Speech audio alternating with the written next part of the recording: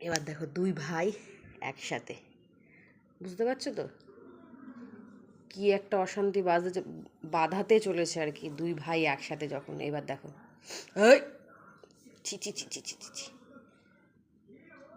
কুতু, ও কুতু, ইয়ে বাবা, বাবা কই?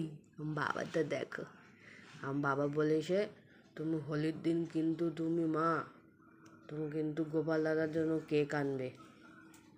আমি বলেছি ঠিক আছে, গোপাল দাদার জন্য কেক আনবো। তোমাদের জন্য কি আনবো? ও পাপা, পাপা, পাপা, ও দুধ দে, ও বলো তোমার জন্য কি আনবো বলো। কে আসলো বাইরে? কে যেন একটা আসলো, মা জানো।